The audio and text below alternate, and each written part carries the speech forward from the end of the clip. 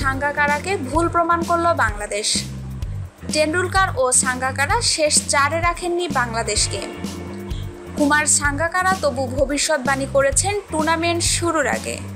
Tournament শুরুর অনেক পরে এসে বলেছেন সচিন টেন্ডুলকার।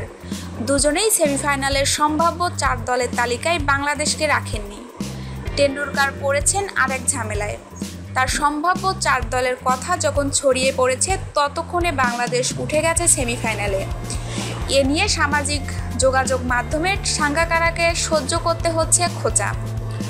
টুর্নামেন্ট শুরুর আগে আইসিসির ওয়েবসাইটের লেখা কলামে সাঙ্গাকারা সেমিফাইনালের সম্ভাব্য 4 দল সম্পর্কে লিখেছেন, ফাইনালে কে কে খেলবে তা বেছে নেওয়া খুব কঠিন, তবে সেমিফাইনালের 4 দল হিসাবে আমার ফেভারিট অস্ট্রেলিয়া, ইংল্যান্ড, ভারত ও দক্ষিণ আফ্রিকা।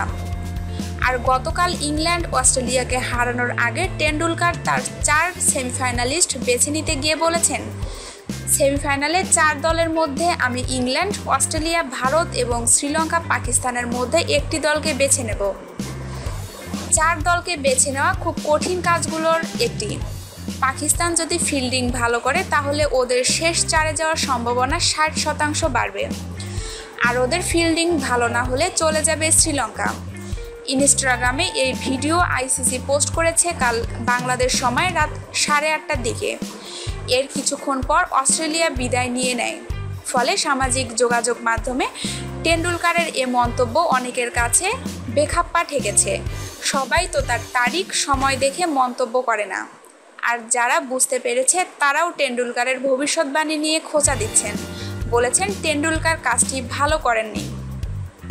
পরে আরেকজন মন্তব্য করে ব্যাখ্যা দেন, এই ভিডিওটি 8 জুন রেকর্ড করা হয়, কিন্তু প্রচার করা হয় 10 জুন। এ কারণে সবার বিভ্রান্তি বাড়ছে। আমাদের নিউজটি ভালো লাগলে নিউজটি অবশ্যই আপনার বন্ধুদের সাথে শেয়ার করবেন এবং স্পোর্টসের নিত্য নতুন নিউজ পেতে আমাদের চ্যানেলটিকে সাবস্ক্রাইব করে আমাদের সঙ্গেই থাকবেন। ধন্যবাদ সবাইকে।